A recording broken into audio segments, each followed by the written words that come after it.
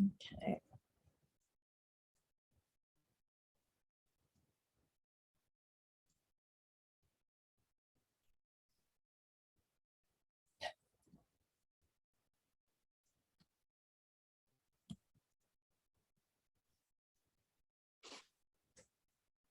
Great. All right.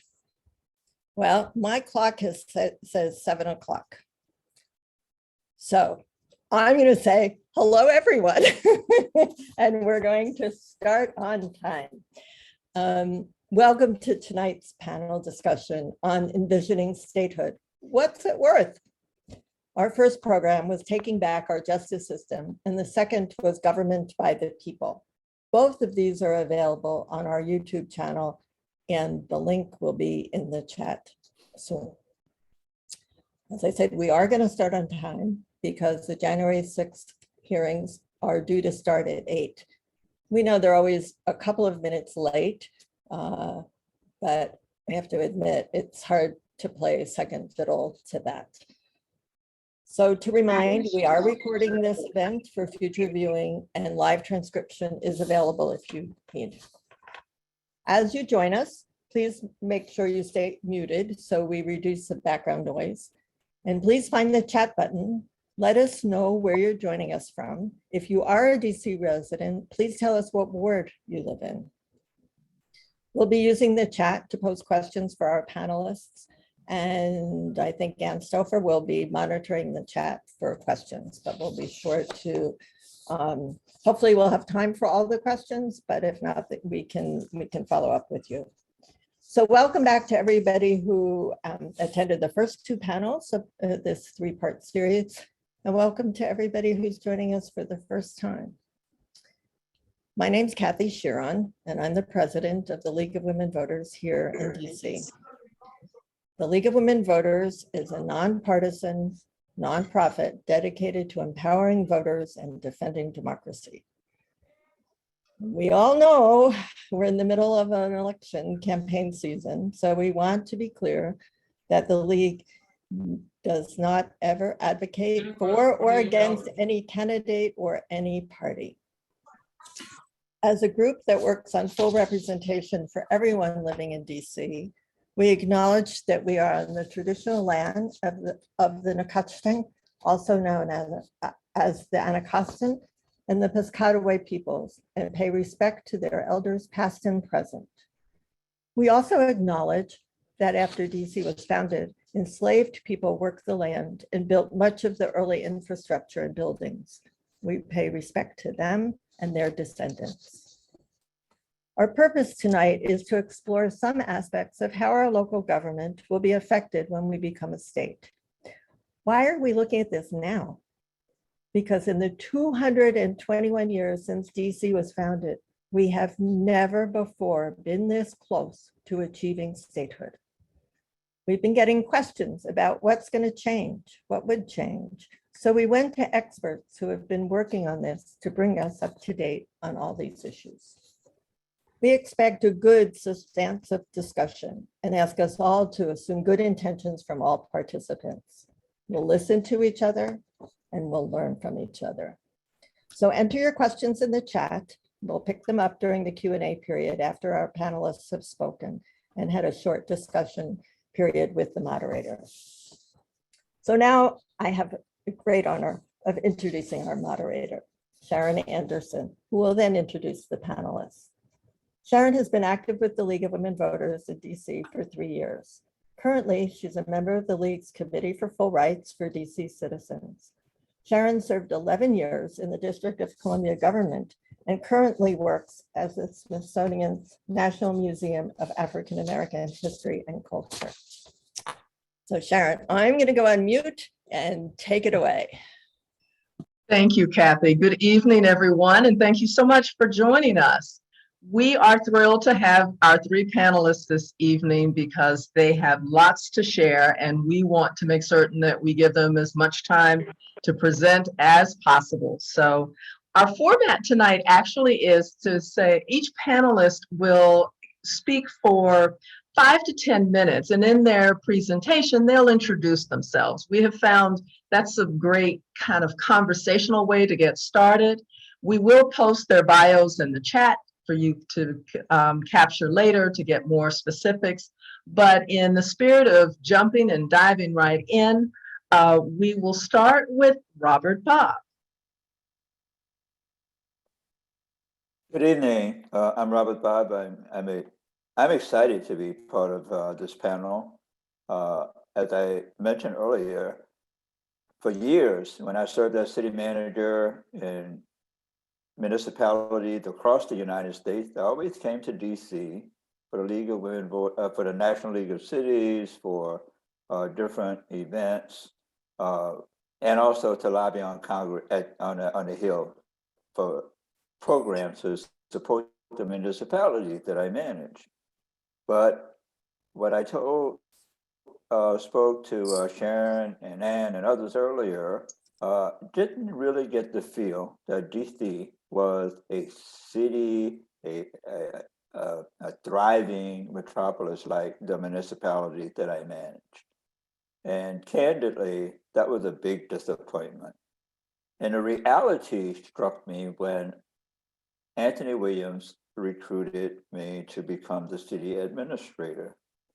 Lo and behold, league members and audience, is that I recognized immediately that as a citizens of DC, I had no right to vote for members of Congress, for members of the Senate. And I have to say that it was an eye-opening experience for me, and also for members of my family as well. And so I can't think of a more important mission, and I really thank everyone who has been in this fight for years, than to participate in a small way in an effort to gain statehood for the District of Columbia. And so I applaud the League for its work. I applaud all of those who have been actively involved and engaged. And I have to say quickly that I've taken my message to statehood for DC in different parts of the country. As a matter of fact, one of my business partners hosts a national and international radio program out of the city of Chicago. And we had, I recommended Beverly Perry from the mayor's office to participate on his show to speak about statehood for the District of Columbia. And that was an important voice, as well as a voice that brought an audience into a conversation about statehood for our city. So I look forward to lending my voice and to participating in tonight's panel.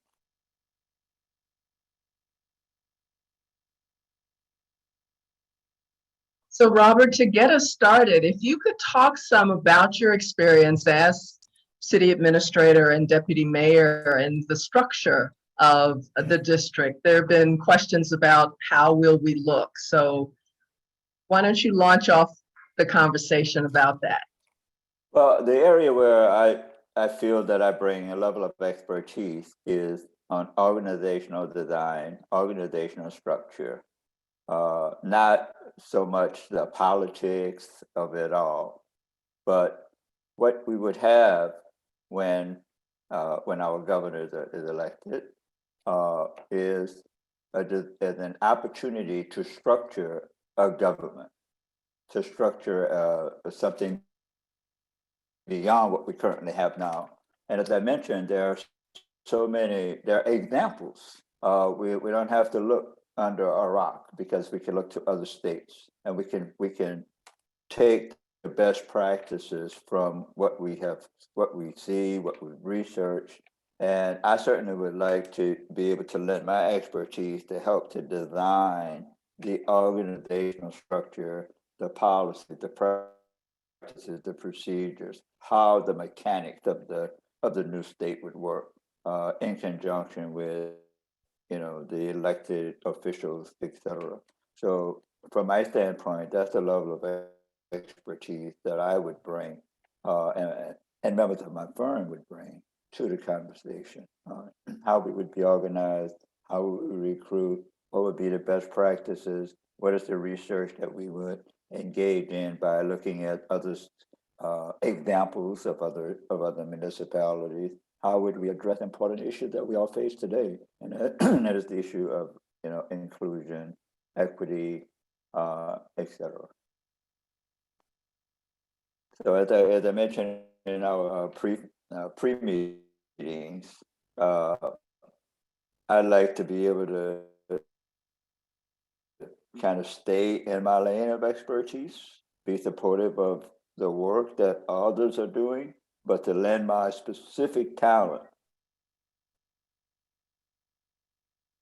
to organizational, how the government would work on behalf of the community, and what best practices that we would have to engage and bring to the forefront so that the entire community would benefit from the mechanics of how the government would work and be structured in the state. And during that meeting, we talked about how there are so many functions that we talked about the district being like a city state, and that you look at the different functions that we are already doing similar to what states are doing. What was your impression as you learned more about the district when you were in district government and that parallel? Oh, definitely. That's a very good question, Sharon. I remember going to the Governors Association meeting because those meetings are held here in the district, and you have to kind of figure out how to get your way in when you're not part of a governor's cabinet, et cetera. And it's eye-opening to hear the mechanics of how those states work. And then you say to yourself, well, wait a minute, we're doing the very same thing that they're doing. We're providing very similar services that they're providing. It's just defined differently. We don't have a prison system. Well, the federal government has taken, that was during the Clinton administration. There were a number of services that were transferred to the federal government that some states currently provide. But it's eye-opening when you sit with individuals from other states. And I was city manager of, let me go back for a second. I was city manager of Richmond, Virginia.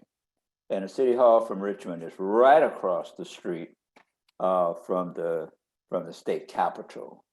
And so it's an opportunity to be directly immersed in those things that were happening at the state government and learn and how you can then transfer those to the mechanics of operating the district as a state, from human services.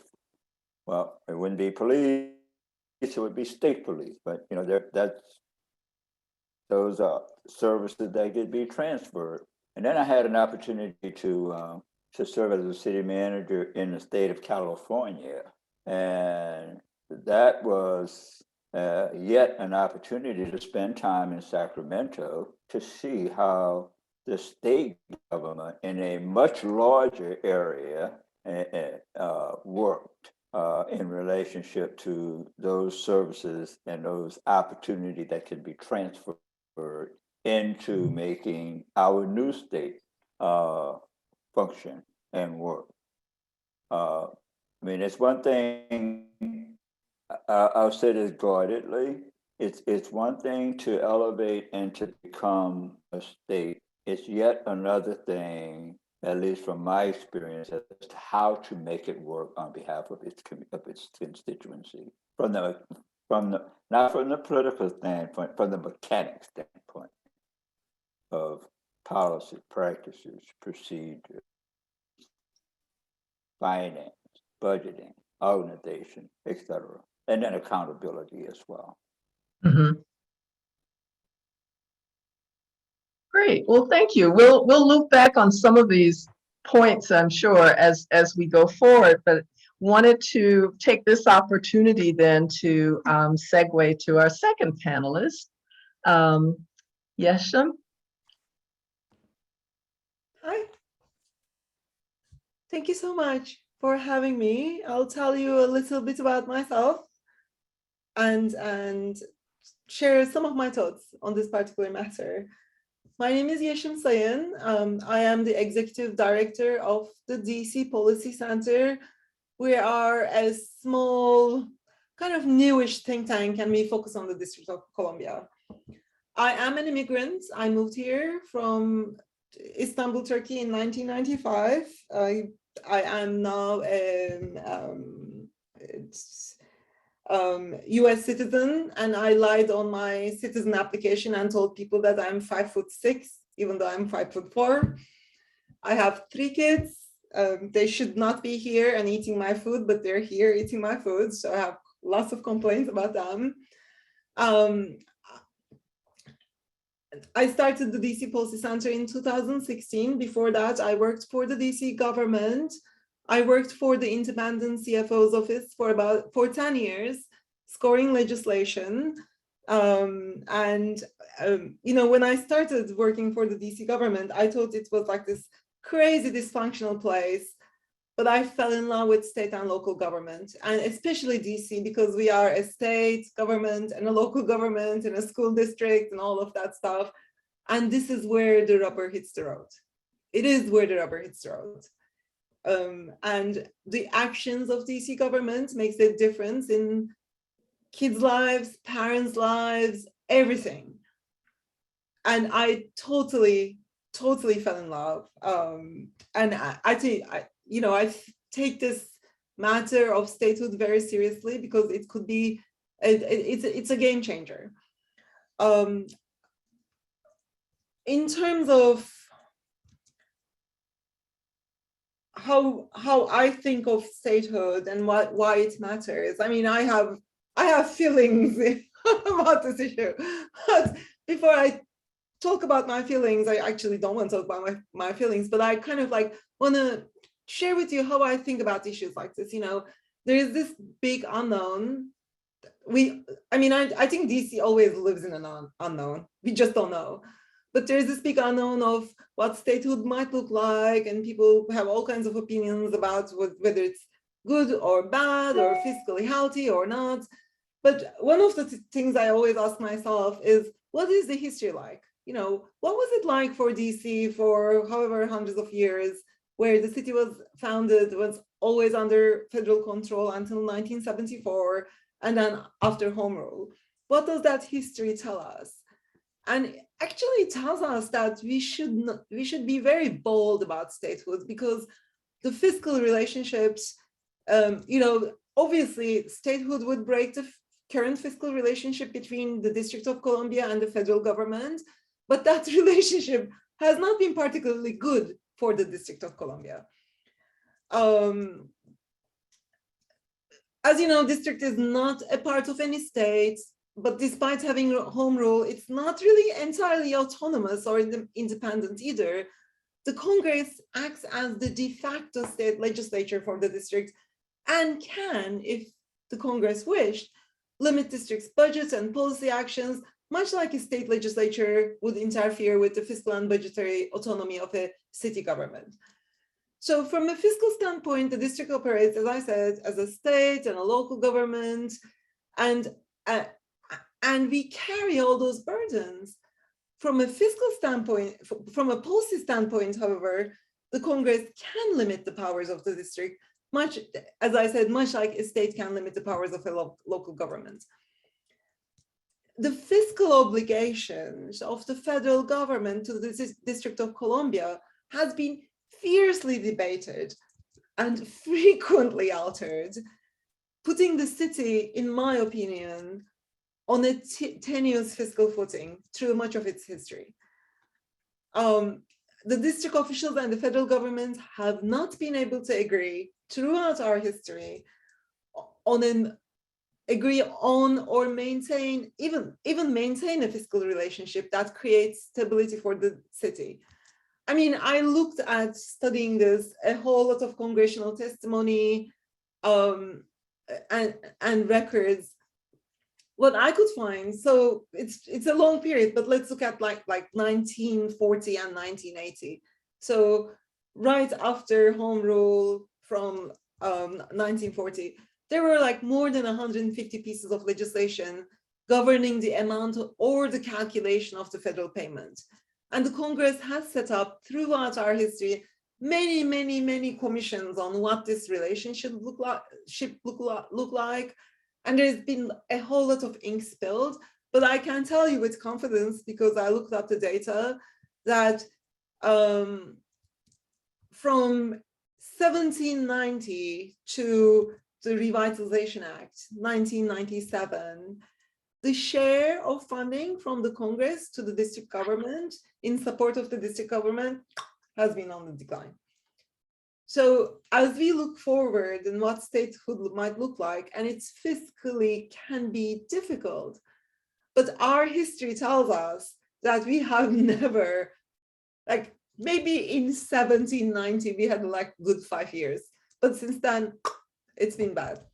I'll stop there. I know we'll come back to this issue, and I'm really excited to be here. Thank you for having me, and happy to answer any questions. Well, thank you, Yesim. So just a reminder for folks, if you do have questions, please put them in the chat so we can track those. And so for me, this is great because what I see is the conversation about how we are, starting with Robert talking about our organizational structure and how that looks, and the fact that, we're probably further along than sometimes I think maybe we give ourselves credit for. I will just say from my perspective, listening to Yesim, as a transplant myself to the District of Columbia, I just sort of remember paying attention earlier on, and there was a lot of talk about the federal payment, and it sounded like, oh yeah, they're just, and then as I learned more, and I'm thinking, no, that's not the case. And now you've put the historical context of it's been a declining relationship anyway. I want to now turn it over to Erica and the fact of, as we look at some particulars here, and when we had our coordinating call, had a really interesting conversation, Erica. So I want to turn it right over to you. Great. Well, thank you. And hi, everybody. Thanks for inviting me to this conversation. It's great to be part of this panel. I'm Erica Williams, and I am the Executive Director of the DC Fiscal Policy Institute. We are also a little think tank here in the district focused on local policy and policy that really aims to drive racially just tax budget and other policy decisions to advance an anti-racist, equitable future for the district. So that's kind of what we're about, what we're grounding ourselves in for the foreseeable future. And I, just on a personal note, come to this work. I've been in the district for 20 years, or going on 20 years. I've been working in public policy. I've been working on state fiscal policy, because that's all about how we resource our communities and resource people so that they can thrive. But really, I come to this work because of my own sort of childhood and lived experience growing up in a single mom family, where we really struggled to put food on the table and keep the house heated and, have a car that runs and all of those things. My mom struggled to find safe childcare arrangements for us. And I really am motivated every day. And I think the DC Fiscal Policy Institute is as well, by the idea that really nobody should have to struggle to make, to provide for their families or to meet the needs of their kids or to even to live to their fullest, whatever that might mean for each individual out there. So that's really what we're working for. We want to advance ideas about shared abundance and collective liberation, so that everybody in this district, in this hopefully one day state, can really live to their fullest. And I do think, and the reason I'm personally interested in statehood in this conversation is because I think statehood would go a long way toward those goals of collective liberation, of shared abundance, of racial justice, and I really want to see us get there. So, I'll just lift up that I think the ways that I see it advancing those goals, and in particular by, one, raising revenue that we need to address inequality, racial and economic inequality in the district, and to make our tax code stronger, more equitable. Two, allowing us greater autonomy and self-determination here in the district to decide, what laws and policies and practices and what kind of communities we really want to have here in the place that we live. And three, I think we sort of underestimate sometimes, although there's a lot of good research and seems to be growing research about this, but underestimate the connection between having political rights and being able to achieve economic equality. And so there's sort of a feedback loop that we see in the research around what we can achieve when we remove systemic barriers to political rights, and how that affects our economic well-being as people. So I think that that's another, a little bit of an intangible for us here in the district, but something we should be thinking about in what are the kinds of economic benefits that we might reap from having full political rights in the district. So just to say a little more, I think, and I don't want to get too deep because I know we're going to have more discussion, but on the sort of raising revenue front, we are DC largely has the taxing authority of a state. We tax a lot like other states do, but we are limited because we're not a state in being able to do what all other states do, which is to tax earnings, all of the earnings earned within our boundaries, right? So we are not able, because we're not a state, to tax non-resident income that's earned here in the district, even though it is our city and our economy that's providing really great jobs for a lot of people who live just outside our borders. So, an example of that is like folks who live in Connecticut, New Jersey, and work in New York City, they're going to pay taxes on their income to New York. But folks who live in Potomac, Maryland, or Silver Spring aren't going to do the same here in the district. They're not going to pay taxes to us. And that hampers our ability to make the kinds of investments in communities that we want to be making, right? We could be doing more on housing. We could be doing more on education. We could be taking steps towards new policies that might bring more transformative change here in the district. We're also, not always meddled with, but sometimes meddled with. And I'm sure folks on this call remember when we were prevented from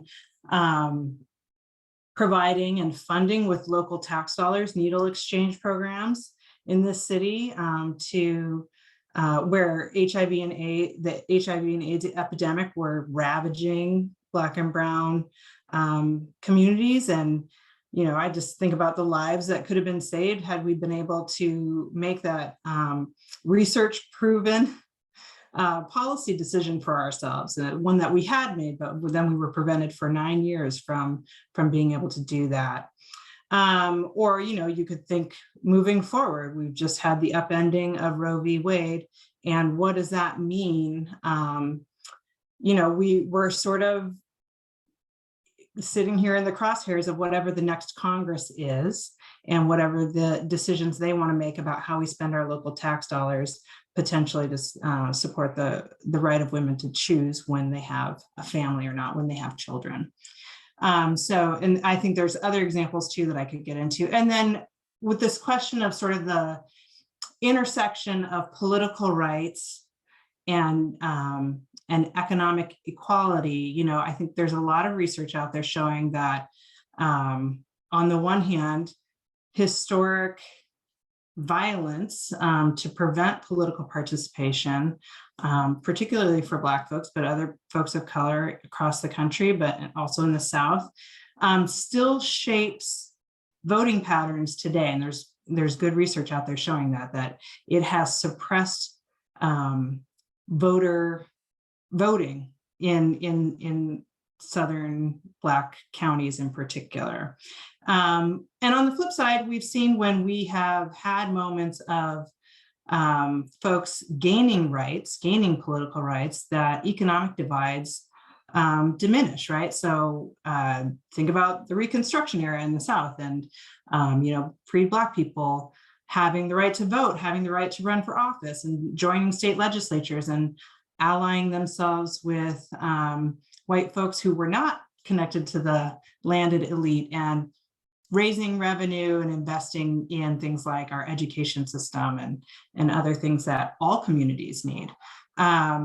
Or you can think about the civil rights era and how the gains in voting rights supported and shaped representation and policy decisions that got made thereafter. So all that to say that I think we don't fully know what it would mean to have full voting rights here in the district, but certainly it would allow us to have representation in Congress.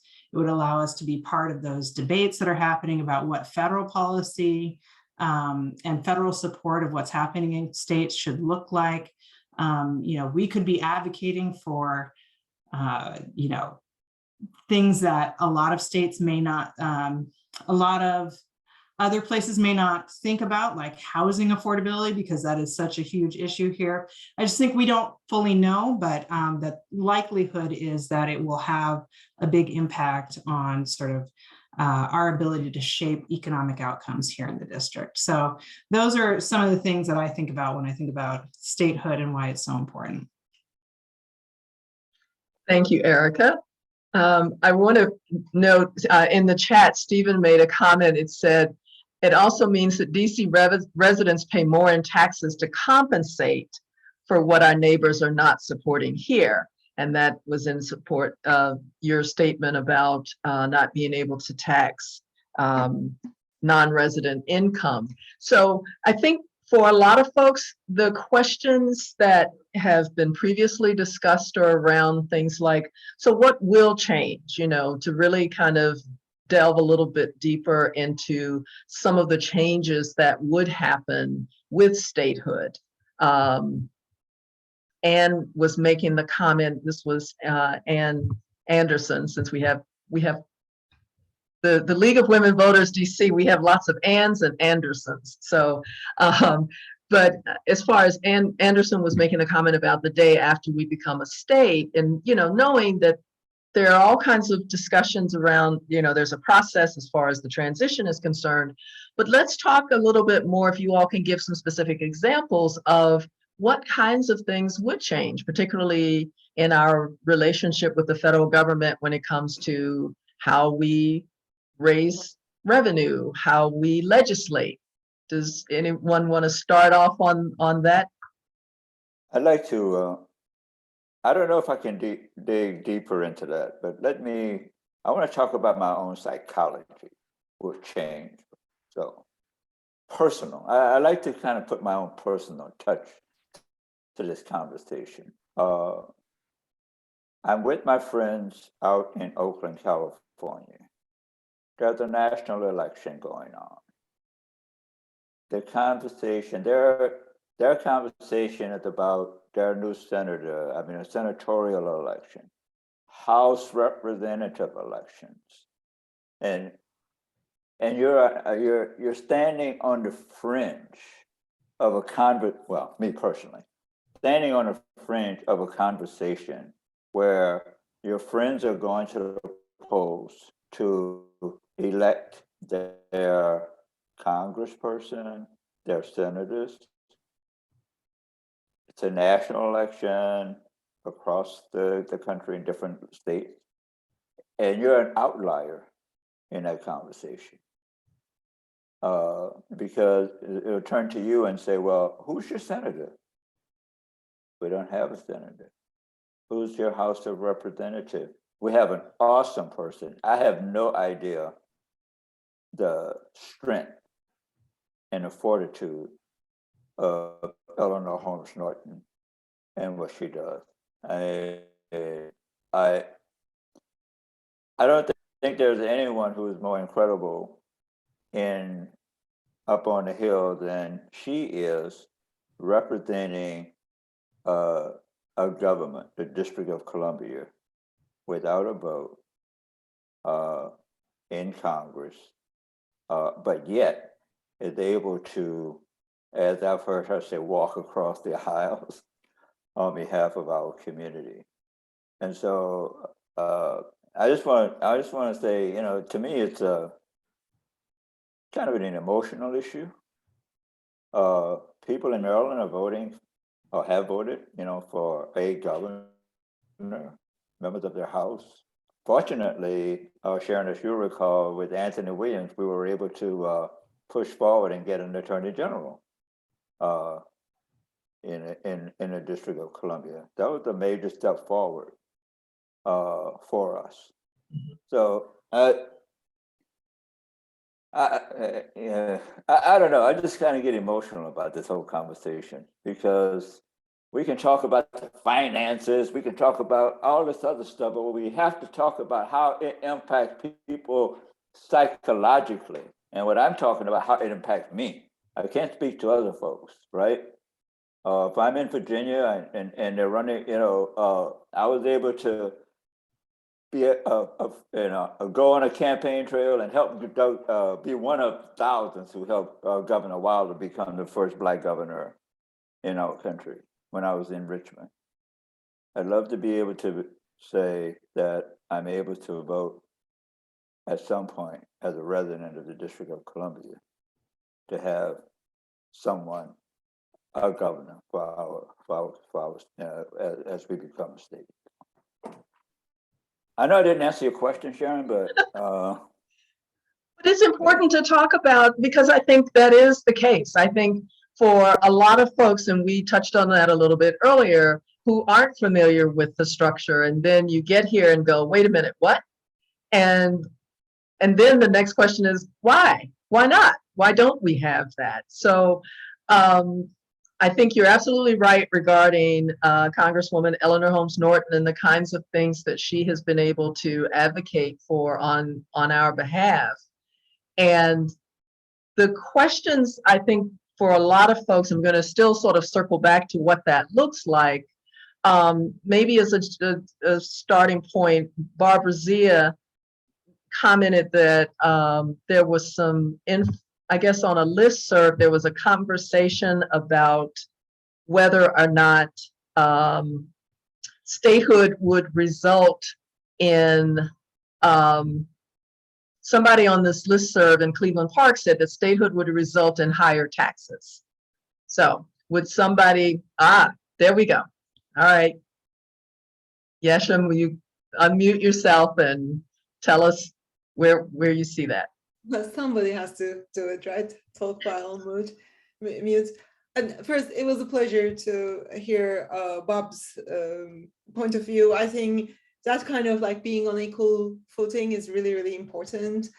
From a revenue perspective, I will kind of give you the totally unemotional economist, like cold version. There are two areas where the district has preemptions. One is the income taxes for commuters that Erica has talked about, right? And the other is property taxes. So I'll speak to both of these issues. And I'll start by saying the revenue impacts are really difficult to figure out. On the income taxes, yes, we cannot tax commuters, that is for sure. But every tax regime evolves around sort of like the boundaries it has to maximize the amount of revenue. So for example, we cannot tax non-resident income. If we had the ability to tax non-resident income, what would that regime look like? That's an important question. But before that, we cannot tax non-resident income, but we have done other things to tax non-residents. A very good example of it is unincorporated business taxes. District is one of the very few jurisdictions where we tax unincorporated businesses as if they were earning income in DC. When I say unincorporated business income, think of your dentist, think of your lawyer. Those are the folks that have partnerships here. In most jurisdictions, if these companies are not unincorporated, their incomes are personal incomes and taxed like personal incomes. But in DC, we tax them as if they're corporations. So we're already catching, I don't know exactly how much, but we're already catching some of the non-resident income.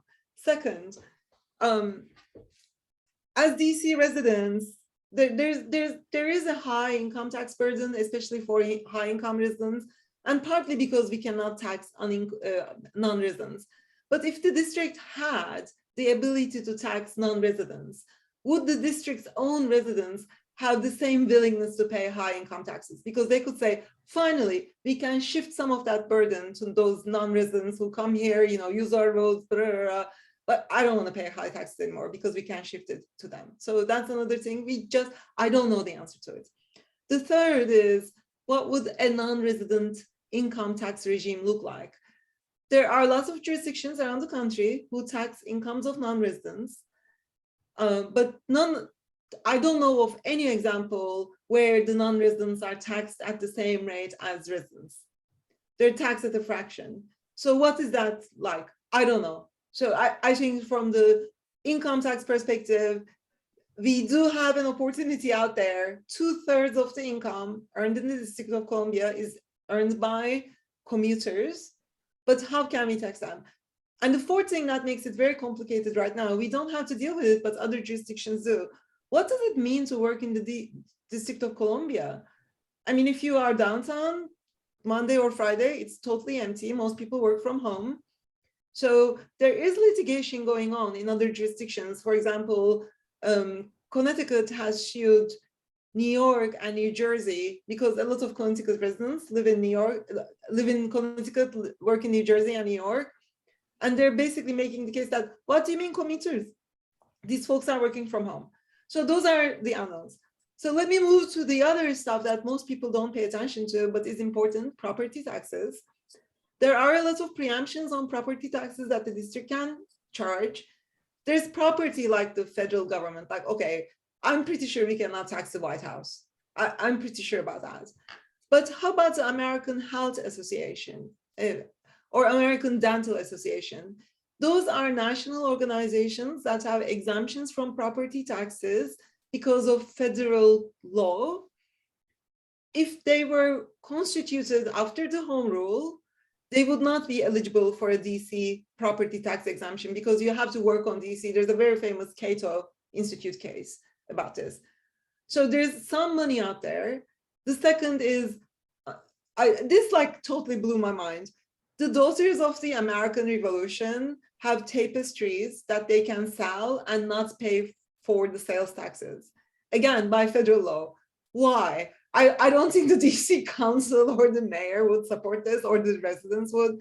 So there is some money out there on the property taxes, but that requires not just the elimination of the Revitalization Act, because the Revitalization Act and the Home Rule are very narrow compared to all of these preemptions. There are probably about 150 pieces of legislation, I know because I went through the code, that exempts all kinds of like federal, national entities. So it will take more than undoing the Revitalization Act. It will take, going back to Bobb's point, representation and fight at the federal level to get these taxing powers back. So, okay, I'll stop there. Done. Thank you. No, these are interesting points and interesting challenges. And I think one of the issues that we are being very mindful of is the fact that, as was noted in Ann Anderson's question, yes, there is a transition period and certain things to be figured out, but it does change that relationship.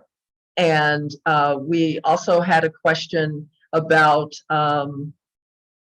talking about the federal funds that we get, like other states do. And as I recall, Erica, when we were talking the other day, I think you were mentioning some of those examples. Could you just elaborate on that? Sure, yeah. So right now, yeah, so there are several areas where we would be picking up the cost of services and programs or systems, as it were. Medicaid is certainly one of them. Right now we have, that's a state and federal funded program, right, where the state puts in a certain amount of money and they get a match from the federal government. Right now we pay about 30% of the cost of Medicaid services here in the district and the federal government pays 70%. It's pretty likely, given how they calculate that that division between the federal government and the states in terms of responsibility, that we would, as a state, pay 50%. We would pay half of the cost of Medicaid rather than 30%. So we would incur more costs there, and it would be substantial. You know, there's our sort of courts and criminal justice system that we would have to sort of pick up and start to run. You know, I think there's and there are estimates out there, and we're hoping to put out a paper in a couple months that lays out what some of the costs would be, kind of updating what Alice Rivlin did years ago. But I think there are big questions there, you know, like Yesim was saying on the income tax or the property tax. There's a lot of decisions to be made, right? There are a lot of there's a lot of thinking to be done about, like, what do we actually want our criminal justice system to look like, and what are the policies and practices we want to put in place? Are they actually the same as what the federal government is doing right now? Yeah, Yesim's saying no, and I agree. And I think there's a lot of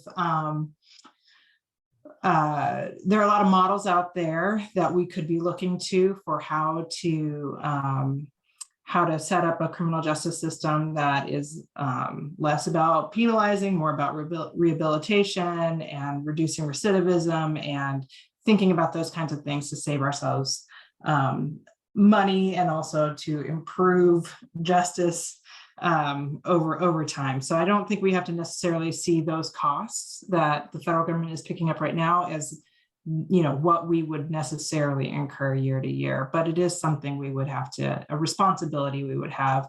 There's also the tuition assistance grant program that's about $40 million a year. But I do think, you know, and I do think we would want to think about how do we set up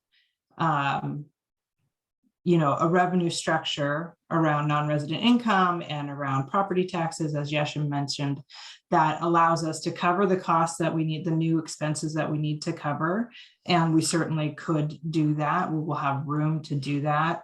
And I would like to see us actually using this opportunity to raise revenue and expand our tax base for the long term. So, you know, I think there's a lot of opportunity. You know, I think it's important to note that folks who, a lot of folks who work in the district, however you want to define that, I know COVID has changed a lot of things, also play in the district. They're here a lot. It's not like it's a totally different, separate place from where they are, and they enjoy a lot of the things that our tax dollars pay for. And if they were to pay income taxes to the district, they would get a deduction on their own state tax returns, state income tax returns for what they get taxed here in DC. So it's not like double taxing anyone. And I think that might also be a misconception out there. So I just want to name that. But I think we would have, there certainly would be costs and things that we picked up, but we would definitely have room to raise the revenue to cover those things and potentially more. Thank you. Yesim, you know you're on mute.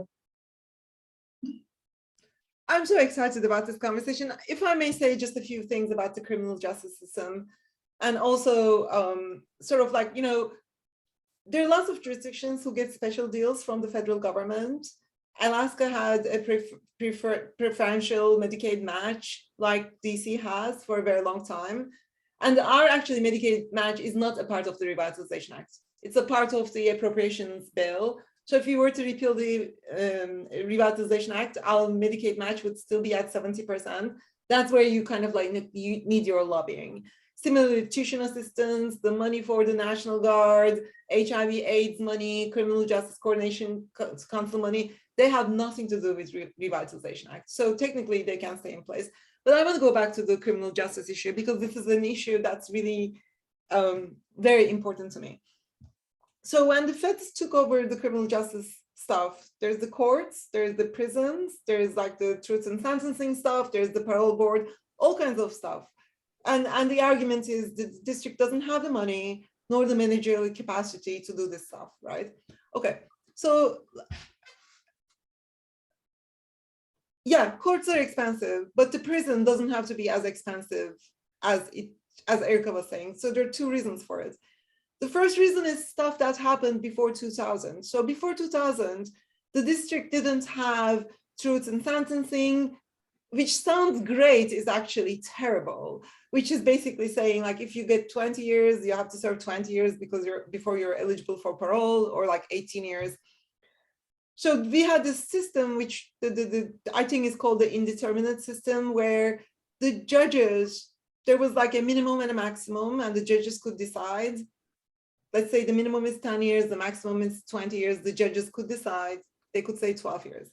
So let's say I committed the crime, my minimum is 10, my maximum is 20, I got 12 years. The judge said 12 years. Or if I'm sent to the Bureau of Prisons, they have an algorithm to decide where I go, right? Their algorithm, as you know, the federally incarcerated population is sort of like bimodal. There's like Martha Stewart's, the white collar criminals, and they go like the Gucci prison. And then there's like somebody who ate somebody's brain, and they go to Rikers, right? So here I am with my 12 years. What the Bureau of Prisons did is, rather than entering my sentence as 12 years, they entered the possible maximum. And they enter my age, and they enter my race. And if I'm coming from DC, I'm most likely under 25 and I'm Black. So you know what, where I end up at Rikers. And there's so many years lost like this. It is unbelievable. Nobody talks about this. It really pains my heart. So that's issue number one. Issue number two is the parole board. As you know, the parole board we have is the federal parole board. The federal government abolished parole again in 2000.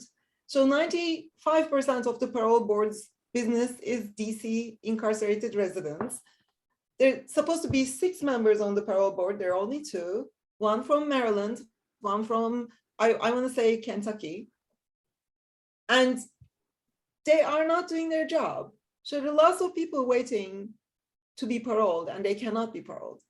And there's nothing we can do about it. And you know the cost of the parole board for DC to run it? I don't know, a couple $1 million. It's really not a big deal. So to me, that's where it hurts with all of the stuff. Anyways, I'll just stop here, but it's really important. Thank you all for that. I in the interest of time, I wanted to just say, and maybe too, on a, there's a part of me that it was uplifted by the comment being made when I think, correct me, but I think Erica, you were talking about what is our vision, that we then with statehood can envision how we choose to do certain things.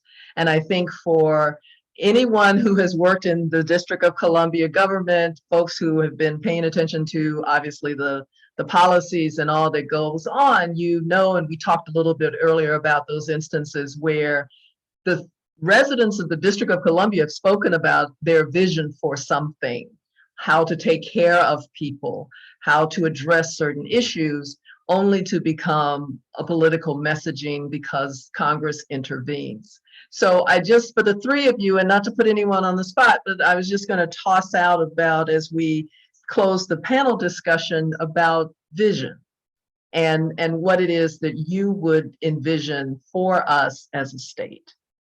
Would anyone like to, is that a question someone would like to try? I'd like to try it. Well, the vision, I think, is what the part of the conversation here tonight, and that is DC statehood.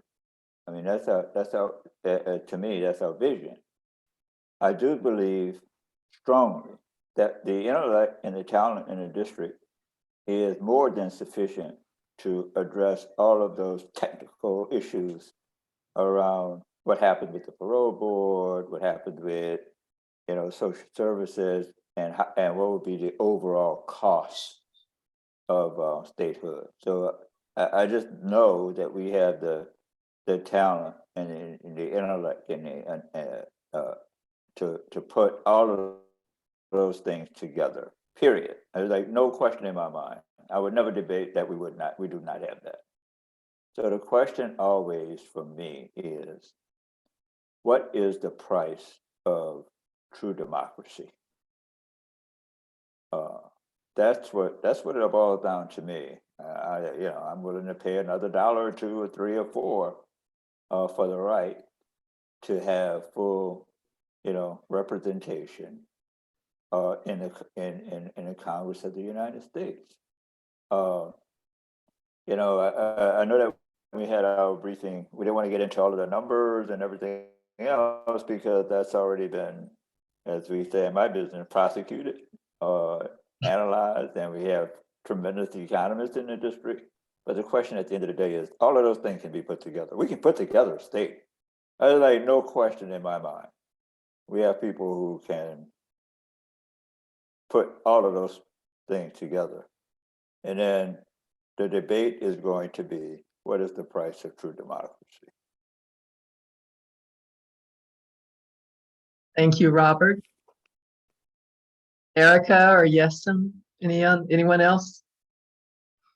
I mean, I would just go back to a little bit the ideas around making sure we're resourcing our communities and the folks that live here, who make the city what it is, making sure that we have what we need to ensure that everybody can thrive, having that self-determination, that autonomy to make the choices we want to make. I mean, another example of a policy area where we are limited in what we can do is there's a lot of energy and a lot of research and advocacy right now about how we build like a reparative cannabis industry, for example. After our long bout with the war on drugs that had very racially disproportionate outcomes, and that's affected a lot of Black and brown folks in this city.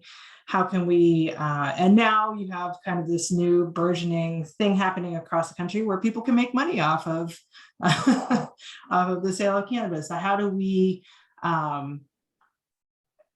but we're not able to make all the policy decisions we want to make around that. And there's a lot of energy right now about how we could build something that's reparative, that makes sure that folks that everybody has access to the industry and to being able to make a living off of that, if that's how they choose that. There's revenue raised that can be invested in impacted communities. But we don't get to do any of those things until Congress decides that we can, right? And so that ability to determine the direction of the place that we live and the kinds of priorities we want to set for ourselves, that's really important.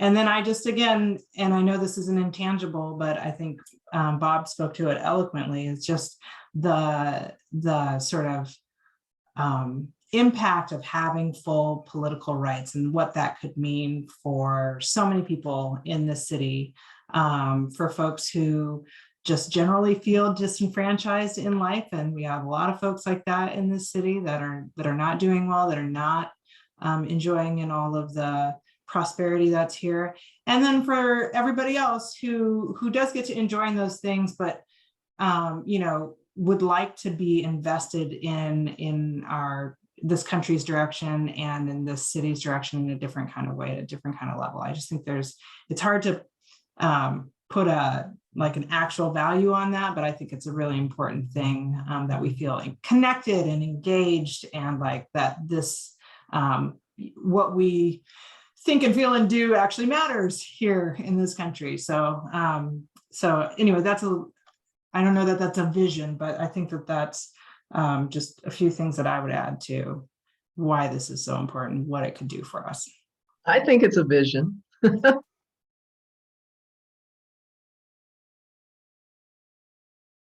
Yesim? This is such a difficult act to follow because all I have to contribute is like pop culture stuff. I don't know if you ever watched this Japanese anime called Cowboy Bebop, and there's a character named Fearless. I feel like we have to be fearless. So just a few things. 1790 to 1879, the first 89 years of district's existence, there was no fixed system of federal contribution to the District of Columbia. And the feds contributed about 39% of our expenditures. Then 1879 to 1920, for 52 years, the feds committed to supporting 50% of our budget. They gave us about 39. Then 21 to 24, 1921 to 24, they committed to 40% and they gave us 29. 1925 to 1974, for 50 years, there was a lump sum payment. It was 1% for the first 12 years, and then it was less than 10% of our expenditures. 1975 to 1992, for 18 years, there was a fixed payment with the intention to get to 40%. It averaged about 25%. 92 to 95, for 3 years, that was based on the Rivlin Commission suggestion of like 30%. We got about 18.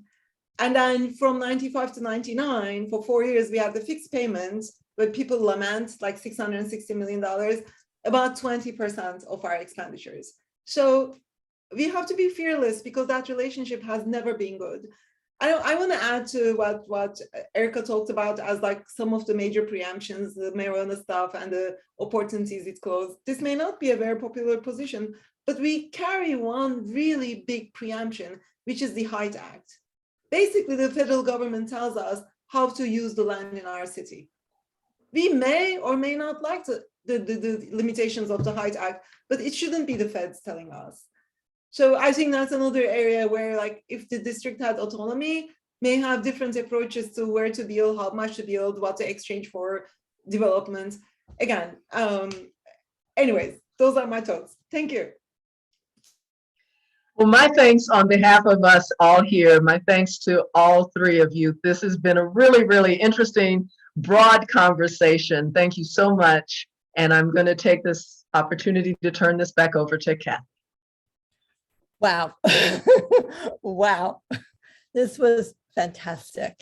Lots to think about. Lots of amazing activity going on, think tanks, so much stuff happening and for us to deal with. There's also lots for us to do.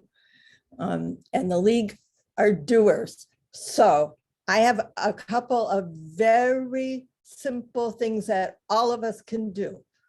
One is make sure your friends and colleagues know about our dilemma. We heard right from the very beginning that even some of us who live here get surprises. So I think we all, as the league and everybody, can let people know that live elsewhere what we're up against. So every time you get one of those frustrating emails or letters that make me scream, and I bet you they make you scream too, that say, call your senator, call your congressperson. I really go nuts. So you have to answer those. Don't just delete them. Answer them and say, who the do you want me to call? And explain why. Hold back that checkbook if they're NGOs that want your money until they tell us, until they help us get that representation in Congress. Tweet, social media, all that stuff. When you see those things, you can quote tweet, you can answer, you can comment and say, who do you want me to call? Or just imagine how different our democracy might be if we had 2 senators and a representative that could vote in the House. Just imagine what we could do on climate change, on reproductive rights, on voting rights, on anything. I mean, all of that stuff. We each have the power to do that. And yeah, you could be pests like me, but maybe it might make a difference. So you've given us so much to think about, so much to do. And this was really fantastic. So in a couple of minutes, we're all going to turn on the TV. And I want you to think how different this would be if our mayor could have called the National Guard. If we had 2 people in the Senate to participate in confirmation hearings and nominations and confirmation hearings for judges, for ambassadorial positions, for heads of government agencies. So take that frustration and channel it to this energy to go and do. We learned so much tonight that gives us so much to go for, and lots of hope. I was sitting here feeling really, really proud of our district, how much we have been able to do. Yeah, there's a long way to go, but wow, what a powerhouse and what a powerful evening. So thank you. I feel energized from our panelists, and thank you to the league team who pulled this together. Terrific, terrific, terrific. Go get them. Just go get them. We'll get that 51st star. We're going to do it. So thank you. Thank you all. Thank you so much. Good night. Good night. Thank you. Good night. Stay well, everybody.